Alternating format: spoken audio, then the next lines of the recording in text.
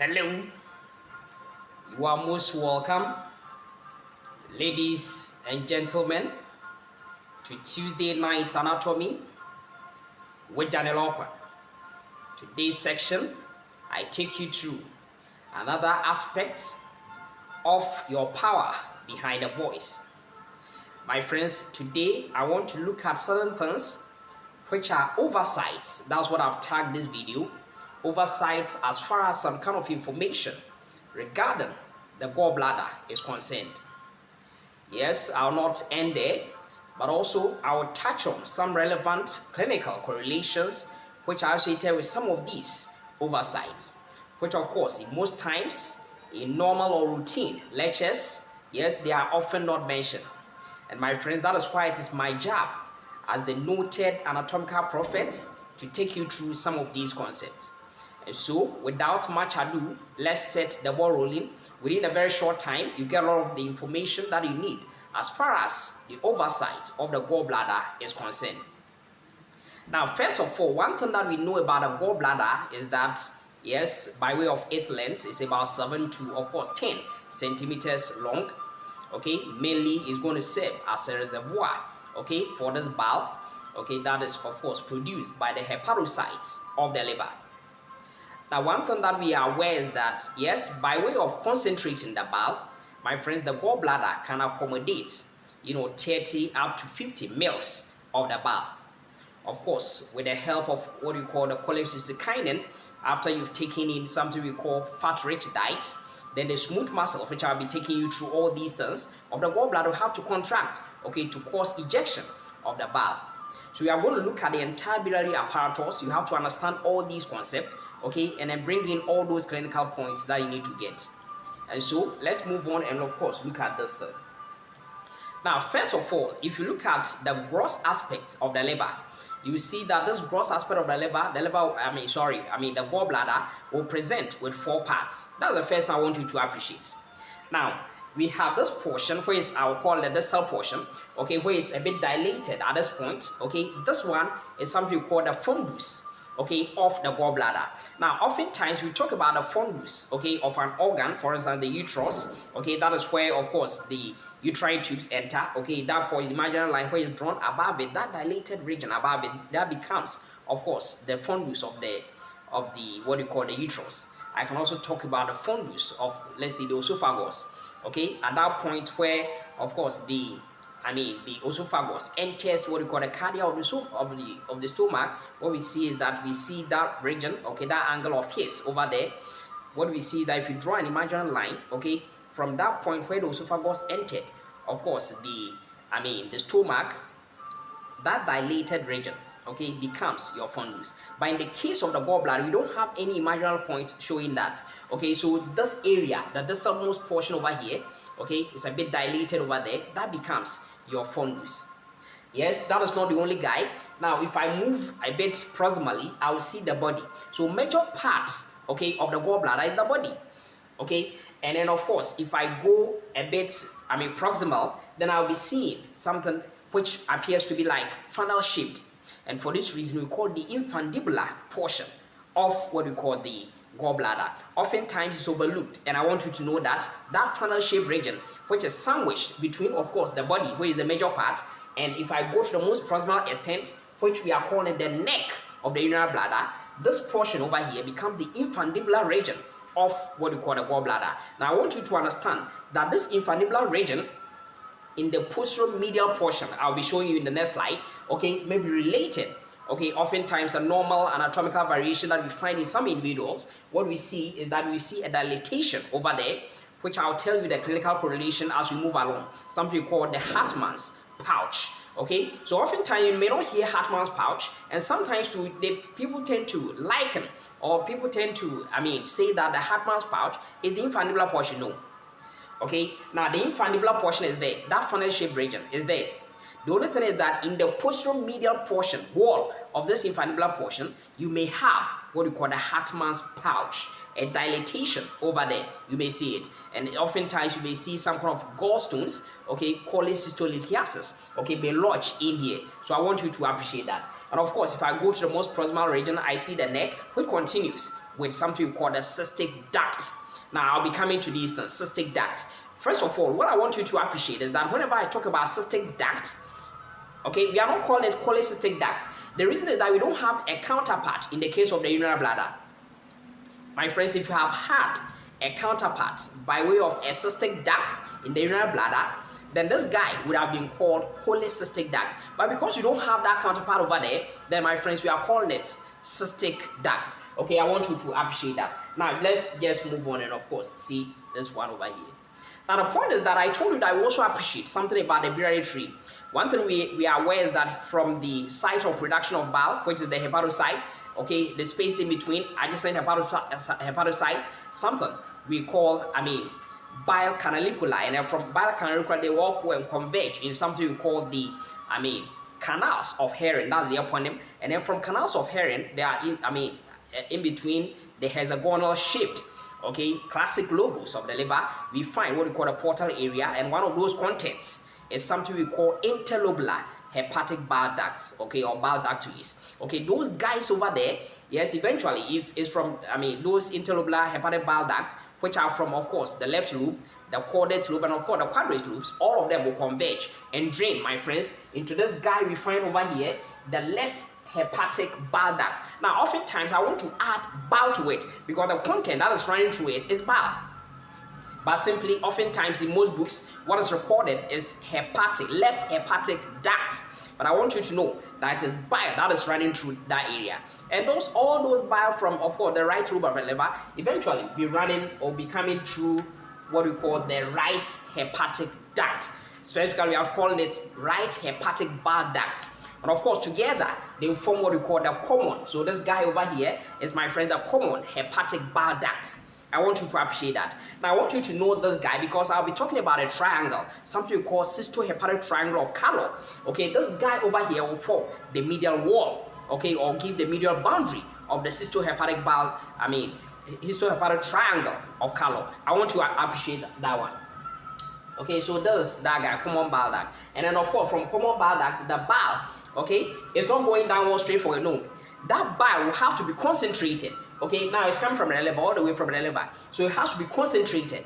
Okay, that is why last week I told you that in the wall of the gallbladder, okay, the epithelial lining will bear a brash border. Although it's not as prominent compared to that of the proximal convoluted tubule, it will be relevant as far as absorption of the fluid, okay, excess fluid in the bile is concerned, so that it can concentrate the bile for effective emulsification of the fat. Okay, so I want you to appreciate that. So the point is that from the common hepatic bile duct, the bile will get into the gallbladder this time around through this duct. And this duct is something because related to the gallbladder, we are calling it cystic duct. And I want you to appreciate that, cystic duct.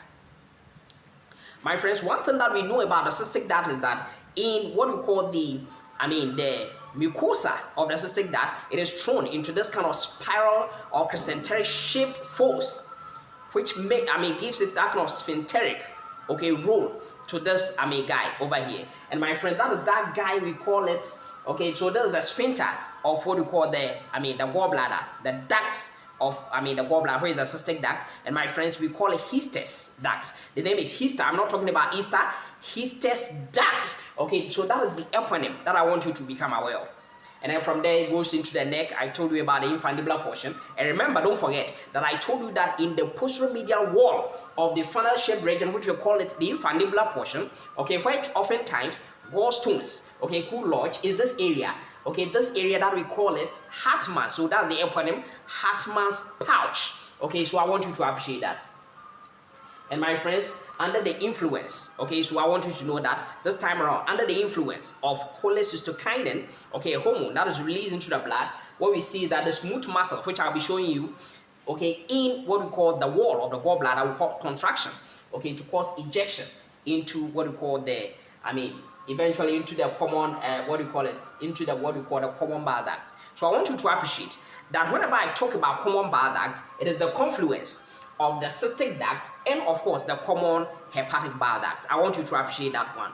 Okay, so as I told you, this guy, okay, will be about a maximum of 50 meals. That's the capacity. And so sometimes if someone hasn't eaten for a very long time, maybe throughout the day, the person hasn't eaten. Now in the afternoon I decide, or late afternoon I decide to take an abdominal ultrasound scan. What I will see, I'll see that the gallbladder will be highly distended. Okay, that is what I'll be seeing. Now, just going forward, one thing I'll be showing you something, but right now what I want you to know is that if you look at the lumen, okay, of what we call a gallbladder, what we see is that it is thrown into folds. So one thing is that just like the rugi, okay, the gastric rugi, just like the vaginal rugi, just like the palatal rugi, yes, the gallbladder, its lumen will show this honeycomb-like appearance because of the, these things. But first of all, what I want you to know is that there may be rugi in there, okay, and those rugi will flatten out as they are temporary folds, okay, which will flatten out as the gallbladder gets filled with bile. And of course, they are going to become prominent as the influence of CCK, cholecystokinin, will cause ejection, okay, of the bile into, eventually I will show you where it's going to end, eventually to be ending the skin part of the duodenum. That's one point. But right now, what I want you to become aware is that if you look at the lumen of the gallbladder, it appears to have this kind of honeycomb-like appearance. Honeycomb-like appearance because of something I'll be explaining that one to you. Okay, because of two main things. Okay, something we call Luskes crypts, and then I'm also talking about Rokitansky-Askov cyanosis. Okay, so these are the things I'll be talking about, and that's where we are. Okay, so the first thing is that you look at the lumen and it's having this honeycomb-like appearance. Now there are some kind of mucosal, okay, there are some kind of depressions over there, some indentations over there. Now to the body, okay, to the fundus, what do we see? That those indentations, my friends, is this guy that I'm talking about, Rokitansky-Askov cyanosis. So two scientists, okay, that's their point. I want you to appreciate that. Now, even microscopically, we see these things. So grossly we see, and microscopically we see these indentations. Okay, and my friends, I'll show you that one in the histology bit. Now, the other part is what we call the Luskes scripts. Luskes scripts. Now, the Luskes scripts, they are just like the Rokitansky-Askov cyanosis. The only thing is that they are seen more in the infundibular and of course in the neck regions, okay, of the gallbladder. That is the key thing. And usually they are smaller compared to that we find in what we call the Rokitansky-Askov cyanosis. I want you to appreciate, these important points. Yes. Now, having seen that, we've mentioned the four parts. As I've told you, I said the folds over there, they're actually going to get, flattened out. And they are those ones that I'm calling it, of course, they are the rugi, which are in the gallbladder. Okay, I want you to appreciate that. Now, if whenever I mention, Luskes crypts, which are of course related to the gallbladder, grossly we can see them, microscopically we can appreciate them. But my friends, the point here is that I have to be very quick and tell you something about Luskes ducts. And I want you to know that there's a thin line, not even a thin line, there's a gross disparity between what we call Luskes crypts, okay, which of course if you open up the lumen, you are going to see them, especially in the infundibular and the neck regions. But my friends, this time around, I'm talking about Luskes ducts. Yes, I want you to appreciate that, Luskes ducts. And whenever I talk about Luskes ducts, what is the main duct that is going to take the bile to the gallbladder? Eventually, that bile is going to leave, the gallbladder out of. I mentioned this guy to you. And who is this guy? I told you about the cystic duct. So my friends, whenever I talk about Luskes ducts, there are some kind of accessory ducts which is going to connect, this time around, yes, it's going to connect the liver directly to, of course, the gallbladder. Now, please pay attention. Remember that the gallbladder is more towards the right side. That is why grossly we say that the gallbladder is in the right upper quadrant. Yes, mainly we talk about the right hypochondriac region. That's where the location of the gallbladder is. Now, if you pay attention over here, this is what you will be seeing. You will see that this time around, there are other accessory guys. So if you look at it, you can see an accessory. There's the right, hepatic bile duct, okay, where we see a duct going in there. Okay, so that the bile can directly come over here, okay, through the right hepatic bile duct, eventually into the gallbladder, without going through what we call the common hepatic bile duct, and eventually through the cystic duct. That's one point. I want you to know that. This one becomes a duct of Luska. Not only that, can you see that even from the common hepatic bile duct, we see that connection between the gallbladder and, of course, the liver via this common hepatic bile duct. Okay, so that the bile can go in there. Independent of what we call the, cystic duct. I want you to appreciate these things I'm talking about. Now, whenever I mention what we call the common bile duct, remember that I told you that whenever I talk about common bile duct, is the confluence of common hepatic duct, which I've been mentioning it as common hepatic bile duct because the content that is flowing through it is bile.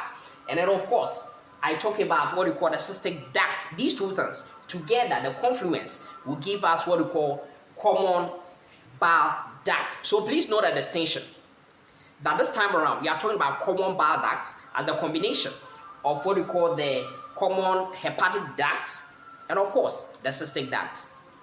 Now, whenever I have this common bile duct, there are 4 parts I want you to appreciate. So if you look at this closely, you have this part which forms, this is the first part of the duodenum, second part, then you go to the third part in that manner. Now there's this portion where it's found above the first part of the duodenum. So you can see this portion where it's found above the first part of the duodenum. And my friends, this part would therefore be called the supraduodenal part. I want you to appreciate that. Now, oftentimes these things are not told, you are not told in class. Remember that you have the supraduodenal part, and then when you come, it will be running behind, okay, running posterior to the wall of what we call the first part of the duodenum.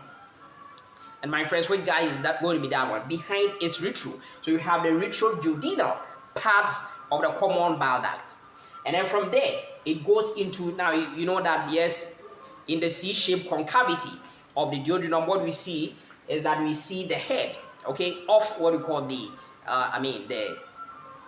the pancreas. And so that is why this guy will be running behind the head of the pancreas, okay, also to the neck also, but mainly behind the head of the pancreas. And so this guy over here, because it's running in the substance of the head of the pancreas, what we see is that we call it the intrapancreatic part. And I want you to appreciate that, intrapancreatic part. And then finally, where are we going to? Yes, we know that this, common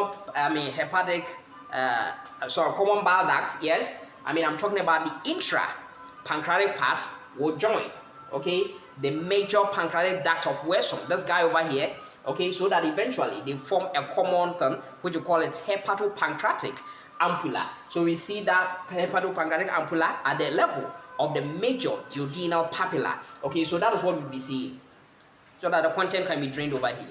Of course, draining the, through what we call the, the minor duodenal papilla, also in the second part of the duodenum, is what we call the minor or accessory pancreatic duct of Wesson. So these are the things I'm talking about over here. Okay, so that is, that one for you. Okay, so I want you to know the parts of what we call the, the common bile duct. And that part which is within over here is that one we call the intramural part. Intramural part, it is within, okay, the second part of the duodenum.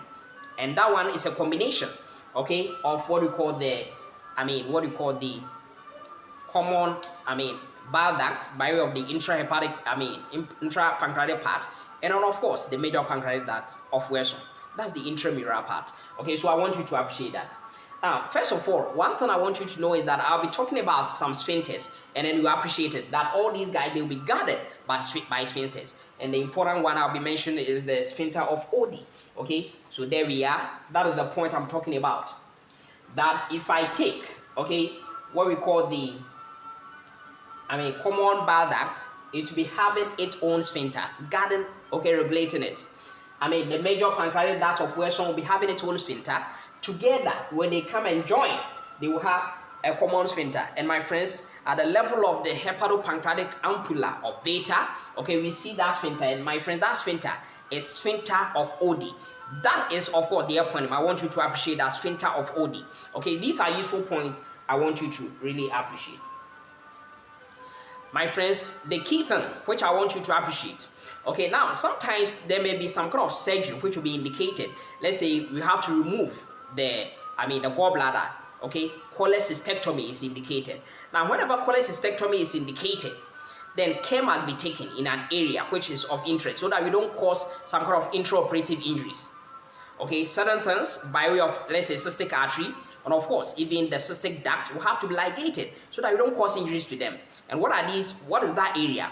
That area will have to be well dissected by the surgeon before approaching, removing what we call the gallbladder. And my friends, that area is that guy over here right below this, inferior surface of the right side aspect of what we call the liver. And my friend, that area is something called the cystohepatic triangle of Gall. Some people say, hepatocystic triangle. And my friend, the eponym is Callot, okay, or Gall. Okay, that's how I pronounce it. Okay, so that's the triangular area. And my friends, I want you to know the boundaries of these areas, importantly. And so knowing the boundaries, the key thing is that, as I told you, I mentioned one guide to you. Okay, the superior aspect will be of the inferior surface of the liver. Okay, so superiorly, we have what we call the inferior surface of the liver.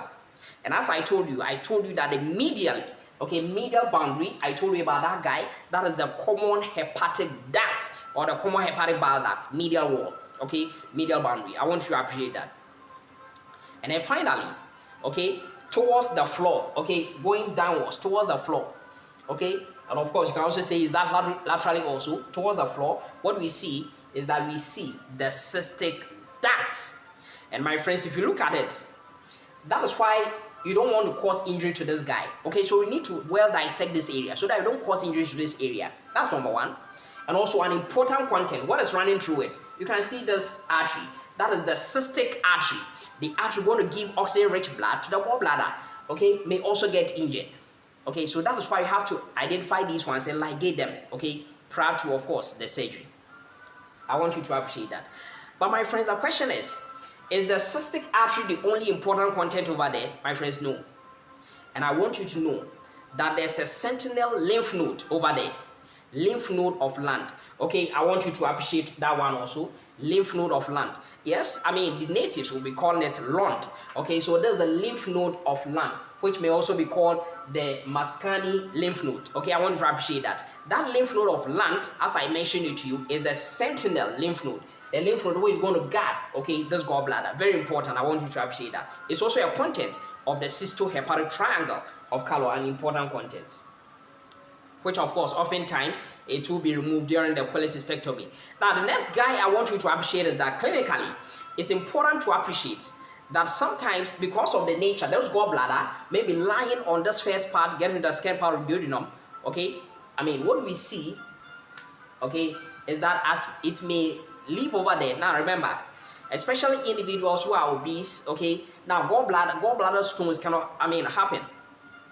And so what I want you to appreciate is that whenever you have such a situation, what is going to happen is that there could be that kind of perforation. Let's say there's chronic, almost all the time there's cystitis, inflammation of the gallbladder and all that, and still lying on the wall of what we call the duodenum. Then there could be a case where there is going to be that kind of fistula. Okay, there's been a connection between, of course, this gallbladder and of course the duodenum, the wall of the duodenum. And my friend, what is going to be the name? It's going to be called, yes, cholecystoenteric fistula. And my friend, specifically, this guy is to the duodenum, so we call it cholecystoduodenal fistula. Okay, that connection over there. And my friends, this is going to be very serious, okay, an important precursor, okay, to something we call gallstone ileus. I'm going to explain that one as we move along. So that is it. You can see the gallstone getting in here, and then eventually may travel all the way, getting to the terminal portion of the, what do you call the, ileum, and it may cause intestinal obstruction. I'm going to explain all these things to you. Now, so look at it. There are so many variations. There are so many case scenarios which can happen.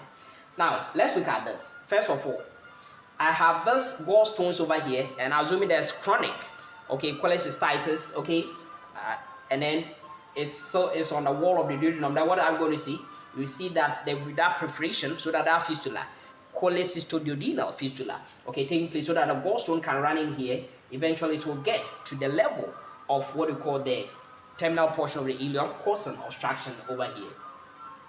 Yes, not only that, it can cause, it can be located also in, of course, the cystic duct. It can block it itself.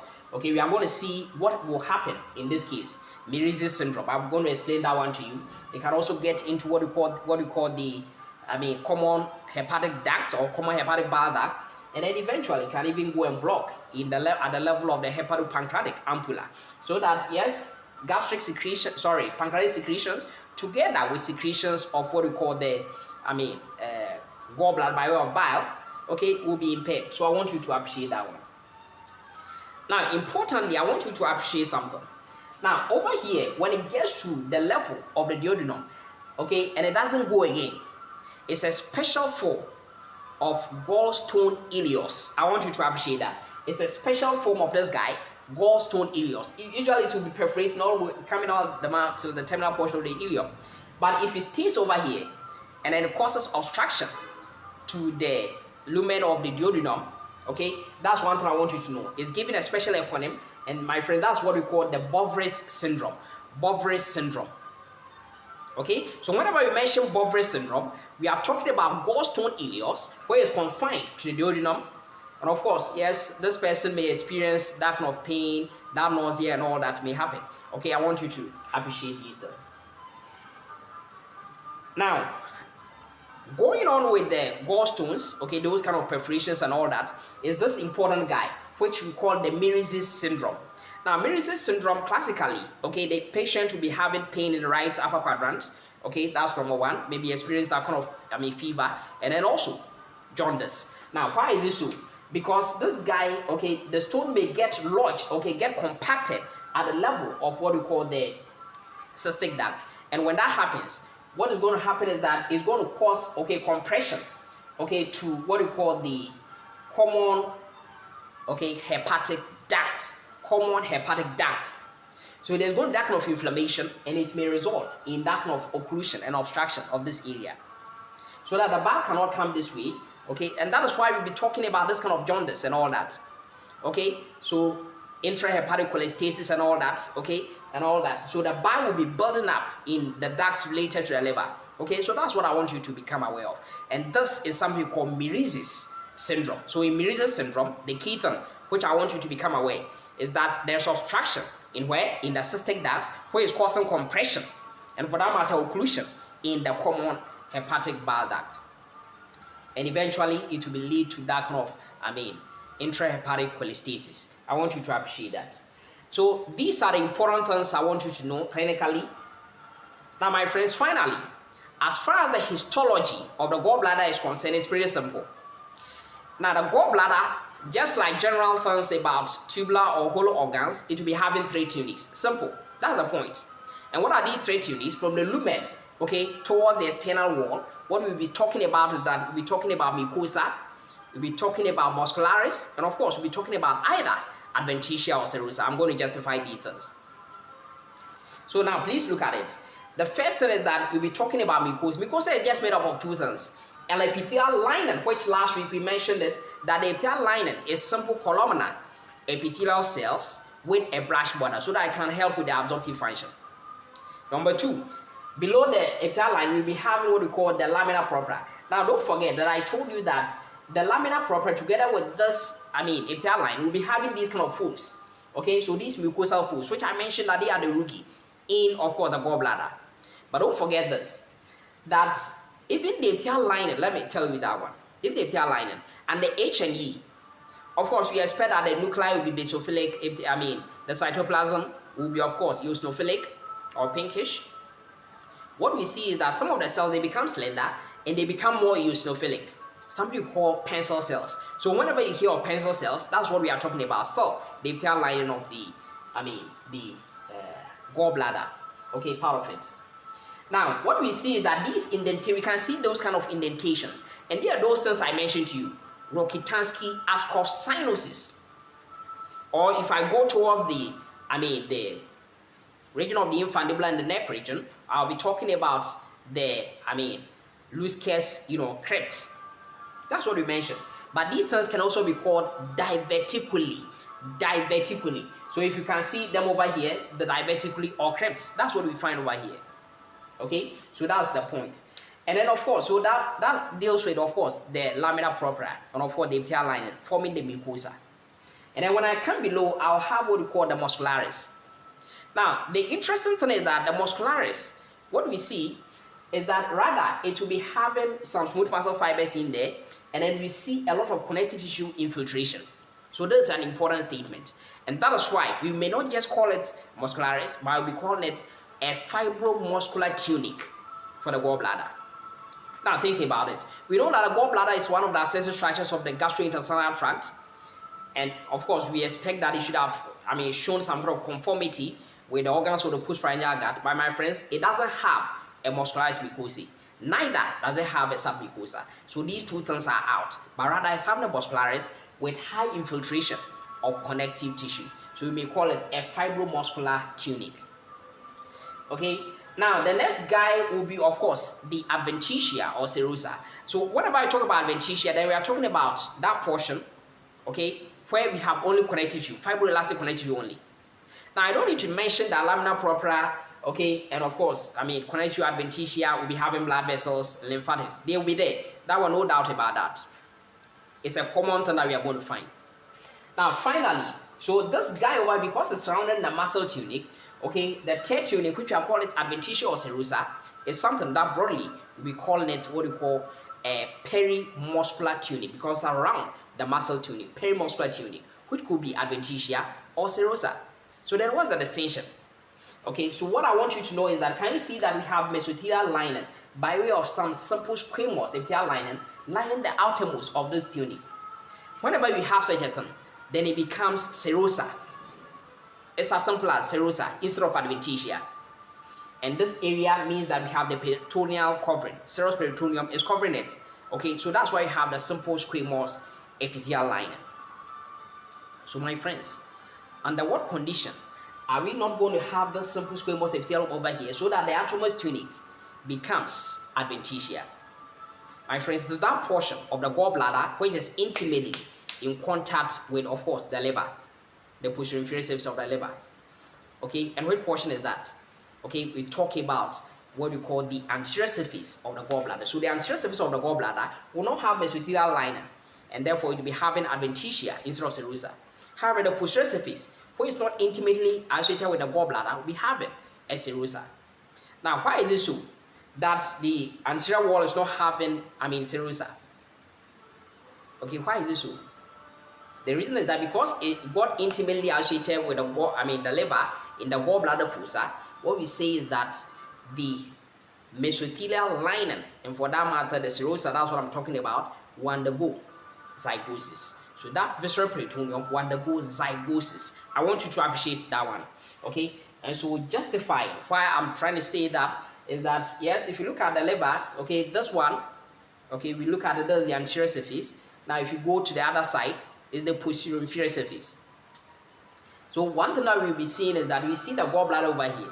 So which portion of the gallbladder is in contact with the anterior surface, okay, of what we call the liver? My friends, we are talking about the anterior surface of the gallbladder. So that's what we see. Right, the posterior surface, for this area, the posterior inferior surface, is that portion is not intimately in contact with, of course, the liver.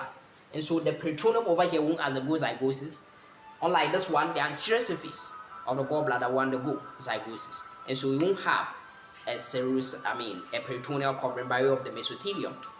Okay, so my friends, I believe this whole meeting has been helpful. Okay, these are some of the things which I call them the oversights. Okay, and these are the useful things I want you to become aware of together with, of course, the clinical correlations.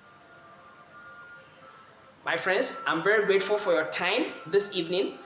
Have a good night, all of you, and may the good Lord richly bless you. Amen.